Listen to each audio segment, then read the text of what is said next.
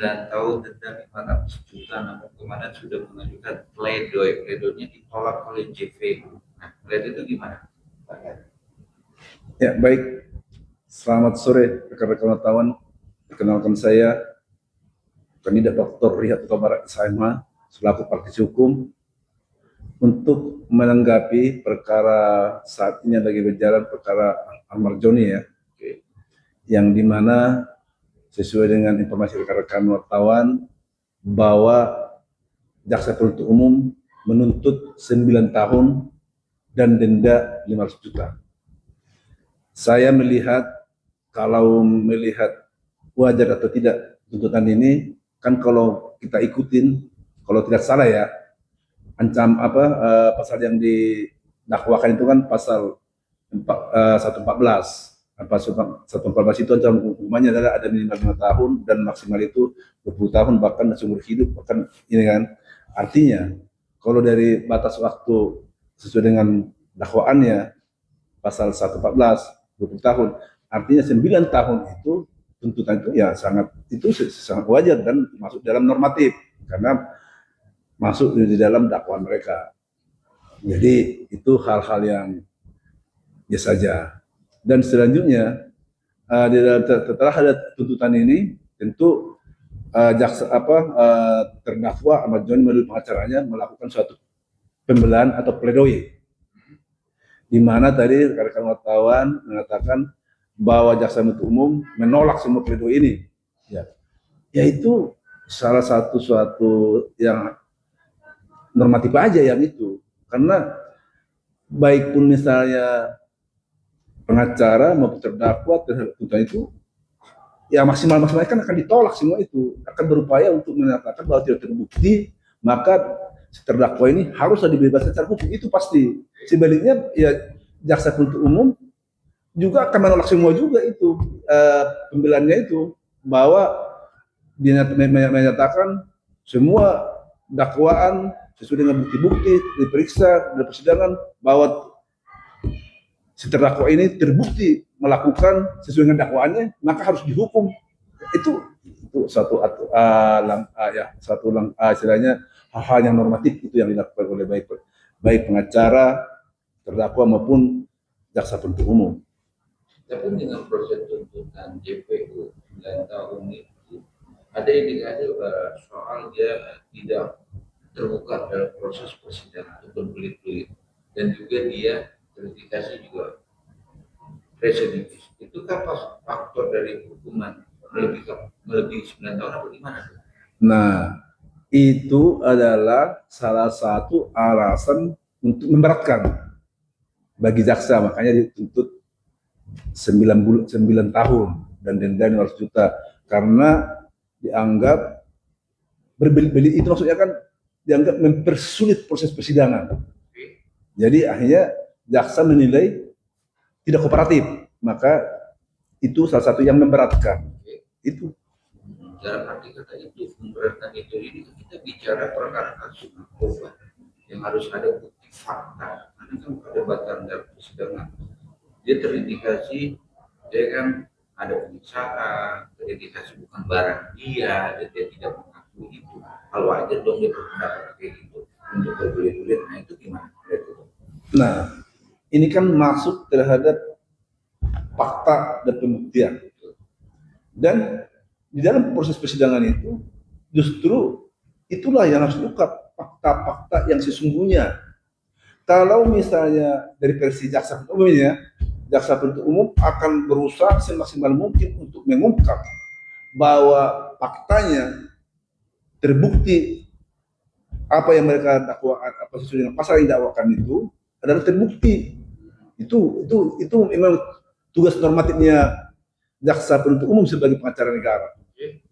Itu. Dan selanjutnya pengacara terdakwa maupun terdakwa, kalau memang dia merasa memang dia dakwaan itu terbukti dia sesuai dengan itu faktanya, dia harus buktikan, nggak bisa cuma omongan, harus buktikan bahwa dia tidak terlibat, karena ini kan kalau pasal 114 itu kan dia kan didakwakan itu sebagai pengedar kan.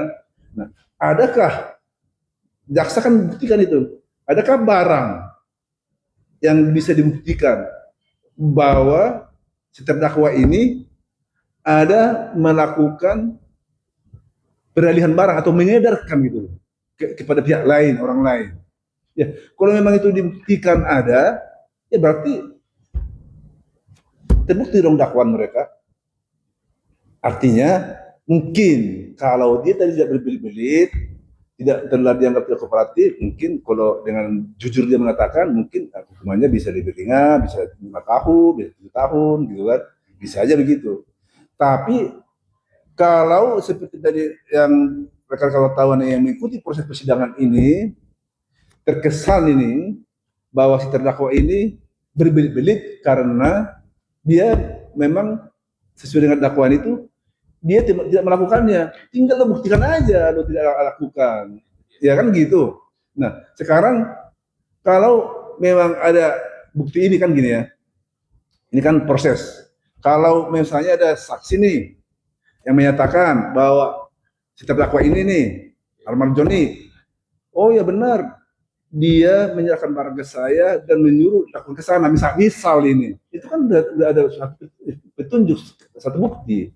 Belum lagi misalnya ada bukti barang yang memang bisa ditunjukkan bahwa ada diakui daripada si pelaku ini, yang saksi ini misalnya mau saksi ini bahwa benar sekian barang saya terima dari Ahmad Joni dan disuruh untuk diserahkan ke sana. Itu kan bagian daripada unsurnya bisa terpenuhi pasal 114 itu, melakukan pengedar, bukan masalah jumlah ya. Bukti itu kan bukan masalah saya 1 kilo, 2 kilo, ya kan istilahnya itu kan cuma masalah jumlah. Tapi kalau pembuktian pidana itu kan tidak terlalu terfokus di masalah jumlah supaya terbukti gitu. Tapi kan menarik dengan ungkapan seorang Ali Huta Barat, ya, bukti fakta yang harus menjelaskan dengan proses pengadilan. Namun yang menarik ini, kesaksian dari JPU yang memberatkan seorang Joni yang menyatakan bahwa dia dikasih atau dipegang barang untuk jual kasarnya, demikian dijual. Namun dengan proses itu malah dia tidak masukkan hanya untuk disidangkan atau perkara ini, gitu. Malah terindikasi dia keluar bebas dan dia ditarik sebagai saksi yang memberatkan seorang Ahmad Joni di pengadilan oleh JPU. Nah, itu gimana? Ada seorang saksi ditarik dari luar, yang menyatakan disuruh oleh Ahmad Joni untuk menyerahkan barang ini ke seseorang, dan ada saksi itu. Jadi memang sebagai saksi malah menjabarkan itu di ruang pengadilan untuk memberatkan Ahmad Joni, tapi dia nggak diproses, nggak ikut dalam perkara itu, malah dilepaskan dalam konteks ini. Oh gitu ya. Jadi yang saksi ini yang diperintahkan ini tidak ikut di dalam sebagai tersangka. Ini menarik juga sebenarnya ini. Jadi apakah ini nggak tahu ya? Apakah memang saksi ini saksi yang yang misalnya yang artinya yang membongkar sindikat ini, akhirnya dia dianggap jadi pahlawan dari perkara ini kan? Bisa saja. Istilahnya proses justice gitu, saksi yang memang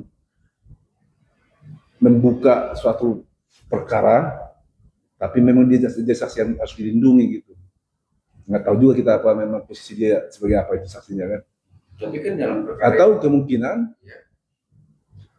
ada bisa jadi saksi ini jadi suatu bisa tidak dimasukkan terhadap perkara ini karena bisa aja misalnya diperintahkan dalam suatu tekanan, misalnya dalam suatu tekanan dan ancaman, ya kan, apabila tidak kau ini laksanakan tugas ini maka kamu akan dibunuh misalnya kan gitu kan, bisa saja itu akhirnya dia diposisikan jadi korban saksi ini. Dalam pernyataan seorang saksi dia tidak di badannya, makanya dalam proses BAP, proses 10 tersangka yang terdapat kasus narkoba ini, yang 4 ini dibebaskan, terutama yang kemarin sebagai saksi dari perkara Ahmad Joni. Ya, makanya dipertanyaan kuasa hukumnya, kalau dia terindikasi tahu Ahmad Joni itu pedagang dan dia disuruh, harusnya kan dia masuk dari ranah hukum itu, Mas. Lihat gitu, dan awalnya juga memang jadi tawarin dan ingin jadi kesaksian mengingatkan Ahmad Joni, tapi berbalik ke JPU akhirnya untuk memberatkan soal Ahmad Joni gitu loh. Oke, kita bergeser dengan perkara yang sudah berjalan. Sekarang juga jadi sorotan terkait Komisi 3 perkara kasus narkoba dan hukum-hukum yang terindikasi pasal itu disalahgunakan atau diindikasi dimainkan. Nah, kalau itu melihat itu masih melihat. Kalau saya melihat ini ya, ini tentu dengan segala begitu jaksa penuntut umum menyatakan berkas yang diterima itu dari penyidik, dari polisi, menyatakan P21, artinya tidak unsur untuk disidangkan, mereka akan berusaha semaksimal mungkin untuk membuktikan itu. Begitu juga selanjutnya, bahwa pengacara daripada terdakwa maupun terdakwa sendiri akan berusaha semaksimal mungkin sesuai dengan dan mengargumentasikan bahwa dia tidak melakukan apa yang didakwakan. Nah, ini enggak masalah, itu sih hal-hal yang biasa saja, termasuk aja itu. Sekarang disitulah fungsi majelis hakim. Hakimlah nanti yang menimbang setelah mengamati, meneliti semua proses yang berjalan, baik itu yang saksi-saksi yang dihadirkan oleh para penuntut umum, ya, maupun keterangan ahli yang diterima, ya, begitu juga daripada pengacara terdakwa maupun terdakwa, ya, hakimlah nanti yang benar-benar mengamati, menimbang, ya, dan memutuskan. Jadi kita serahkan kembali, kita sebagai praktisi hukum ya, itu saya nanti kita serahkan kembali saja itu kepada majelis hakim yang nanti yang memutus, yang tentu yang hakim tentu dan itu dalam itu pasti akan udah sangat-sangat senior itu, dan tentu udah tahu apa yang keputusan yang paling tepat memang itu dilakukan dalam untuk Ahmad Joni nanti. Jadi dari sisi pandangan variasi sendiri, hakim itu punya hukum yang dikatakan sesuai fakta yang dari kesaksian, dari fakta-fakta penjabaran tuntutan, memberatkan, tapi dia punya analisis sendiri untuk memutuskan akhir. Oh iya, jadi dia punya punya hak untuk menyimpulkan perkara itu. Kenapa? Secara di dunia ini hakim itu kan dalam hal menangani perkara ini kan sebagai wakil Tuhan. Dan makanya selalu melakukan keputusan demi ketuhanan yang Maha Esa, kan gitu. Jadi dia memutuskan itu memang sesuai dengan memang ketuhanan dan keadilan, kan. Jadi hakim itulah nanti yang memutuskan itu. Nanti kita lihat apa menjadi putusan hakim. Tapi kalau dengan terdakwa bilang mengakui kesalahannya, dia akan berubah dan meminta hukumannya jangan, dalam arti kata serendah-rendahnya, dan memohon tidak dibalikkan lagi dan usahakan itu secara substansinya ya, secara hukum normatif kita semua terdakwa itu diberikan hak untuk itu, tinggal nanti hakim melihat. Tapi biasanya hal-hal itulah yang biasanya jadi termasuk yang meringankan untuk para terdakwa gitu. Oke, thank you, Pak. Mantap. Cukup biasa.